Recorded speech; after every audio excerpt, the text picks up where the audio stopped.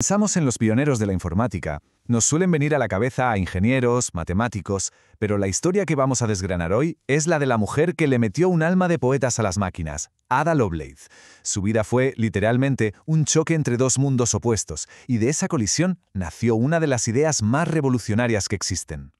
Para entender a Ada es que es imprescindible entender a sus padres, porque eran dos fuerzas de la naturaleza totalmente opuestas. Por un lado, su padre, el famosísimo poeta Lord Byron, un genio del romanticismo, sí, pero cuya vida era un auténtico torbellino de escándalos, deudas y pasiones. Y en la otra esquina del ring, su madre, Annabella Milbanke, reservada, increíblemente inteligente y que se refugiaba en la certeza absoluta y la lógica de las matemáticas. Y claro, aquí es donde surge la gran pregunta que define toda esta historia. ¿Qué pasa cuando una niña hereda, por un lado, la imaginación desbordante de un poeta y por otro, el rigor analítico de una matemática? Bueno, pues la respuesta no solo la definiría ella, sino que sin saberlo acabaría definiendo nuestro mundo. Vamos a meternos de lleno en estas dos fuerzas. Por un lado la poesía, por otro el cálculo. Dos mundos que, en cierto modo, lucharon por el alma y el destino de Ada Lovelace. Ojo que Lord Byron no era un poeta cualquiera, ¿eh? Era una auténtica estrella de rock de su tiempo. Su obra La peregrinación de Childe Harold lo lanzó al estrellato, pero su vida privada era un auténtico caos. Vivía rodeado de lujos, acumulando deudas gigantes y con una reputación, digamos, bastante controvertida. Este era el lado artístico, caótico e inestable de la herencia de Ada.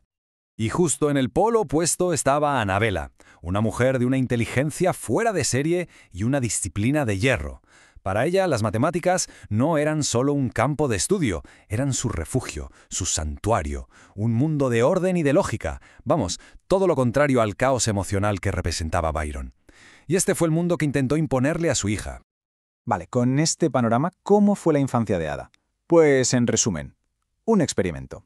Un intento deliberado de su madre por borrar cualquier rastro del temperamento de su padre. Lady Byron vivía aterrorizada de que su hija heredara lo que ella llamaba la locura poética de Byron. Su solución, un plan educativo totalmente radical para una chica de la época. En lugar de enseñarle las artes y las letras, como era lo habitual, la mente de Ada se forjaría con la disciplina más estricta de la ciencia, la lógica y, sobre todo, las matemáticas. Y encima, las circunstancias de su vida como que reforzaron todavía más este camino. Una enfermedad muy grave en la adolescencia la dejó en cama durante años, pero ese aislamiento ella lo convirtió en una oportunidad para estudiar sin parar. Más tarde, ya recuperada, su talento fue pulido por tutoras de la talla de la gran matemática Mary Somerville, que la preparó, sin que ninguna de las dos lo supiera, para el encuentro que iba a cambiarlo todo. Y es justo aquí donde toda esa formación tan peculiar, de repente encuentra su razón de ser. Este es el momento en que Ada Lovelace conoce a Charles Babbage. Pensemos en Charles Babbage. Un genio, un visionario y un poquito cascarrabias, todo hay que decirlo. Estaba obsesionado con una idea: acabar con el error humano. Estaba convencido de que podía construir máquinas con engranajes y palancas capaces de hacer cálculos complejísimos con una precisión perfecta, algo que la mente humana, por su propia naturaleza, pues no podía garantizar. Imaginemos la escena. 5 de junio de 1833. Una jovencísima Ada con solo 17 años conoce a Babbage y a su increíble creación, la máquina diferencial. Para casi todos los que estaban allí, aquello era una maravilla de la ingeniería, un amasijo de engranajes fascinante. Pero para Ada fue mucho más. Vio un potencial que nadie más fue capaz de imaginar.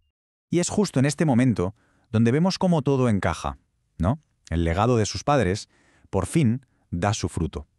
Su mente, entrenada en la lógica por su madre, entendió el mecanismo a la perfección. Pero fue la imaginación, esa herencia poética de su padre, la que le permitió ver más allá, el potencial abstracto, la belleza que se escondía en esa máquina de calcular. Y con esto llegamos de verdad al momento clave, al gran salto conceptual, al instante en que la mente de Ada conectó dos ideas que no tenían nada que ver para literalmente tejer el futuro. A ver, para entender la genialidad de Ada tenemos que hablar de esta cosa, el telar de Jacquard. Era una maravilla de la revolución industrial. Usaba unas tarjetas con agujeros para darle instrucciones y así tejía los diseños más complejos de forma automática. Lo fundamental aquí es que era una máquina que podía leer y ejecutar un conjunto de órdenes. Y que nadie piense que esta es una conexión que hacemos ahora toro-pasado. No, no. Fue la propia Ada quien, en sus escritos sobre la nueva máquina analítica de Babbage, hizo esta analogía tan brillante. Se dio cuenta de que el principio era exactamente el mismo. Si unas tarjetas con agujeros podían darle instrucciones a un telar, también podían dárselas a una máquina de calcular. Ahí está. Ese es el momento eureka. Es una idea brillante por lo simple que es. Si los agujeros de una tarjeta pueden representar un patrón de hilos, también pueden representar símbolos, números, operaciones lógicas. Ada vio que la máquina analítica no solo calculaba, sino que podía manipular símbolos. Podía, literalmente, tejer álgebra. Vale, ¿y dónde plasmó toda esta visión? Pues en su obra más famosa, Las Notas. Tradujo un artículo sobre la máquina analítica y le añadió sus propios comentarios, que, por cierto, eran 3 veces más largos que el artículo original. Y en una de esas notas, la famosa nota G, fue mucho más allá de la teoría. Escribió paso a paso la secuencia de operaciones que la máquina necesitaría para calcular una serie numérica muy compleja. Y ahí es donde nació el primer programa informático de la historia, nada menos. Pero esperad, que la historia no acaba aquí. Porque sí, escribir el primer programa es algo monumental, pero es que la visión de Ada iba mucho, mucho más lejos. Y aquí es donde está la verdadera genialidad. Para su inventor, para Babbage, la máquina era la calculadora definitiva. Pero Ada fue la única que vio que aquello no iba solo de números. Vio el universo de posibilidades que había dentro. Es que esto es de verdad para pararse a pensarlo. 100 años antes de que existieran los ordenadores. Ada Lovelace predijo que una máquina así podría hacer mucho más que calcular. Entendió que si los números podían representar cantidades, también podían representar notas musicales, letras, imágenes. Vio que podría componer música o crear arte. Básicamente, lo que describió es el ordenador moderno de propósito general. Y ella misma le puso un nombre a esta fusión de los dos mundos de sus padres: ciencia poética. No era solo lógica y no era solo imaginación. Era la habilidad de usar la imaginación de un poeta para ver la belleza y el potencial abstracto que se escondían en la lógica más rigurosa de la ciencia. Ese fue su verdadero y único don. Su legado no es una nota a pie de página en la historia. Es, básicamente, el sistema operativo de nuestro mundo. El concepto de una computadora de propósito general, ¿qué es eso? Pues es la razón por la que el móvil que tenemos en el bolsillo hace de todo. Es cámara, consola, herramienta de trabajo. Cada aplicación, cada canción digital, cada avance en inteligencia artificial, todo se basa en su idea de que las máquinas podían manipular cualquier símbolo, no solo números. Su ciencia poética es, en el fondo, el espíritu del movimiento STEAM actual. La parte triste de la historia es que Ada nunca llegó a ver sus ideas hechas realidad. Murió muy joven, con 36 años, la misma edad que su padre. Y en un último gesto que cierra el círculo de su vida, pidió ser enterrada a su lado, reconciliando en la muerte esas dos fuerzas que la definieron en vida. Y esto nos deja con una reflexión final, ¿no?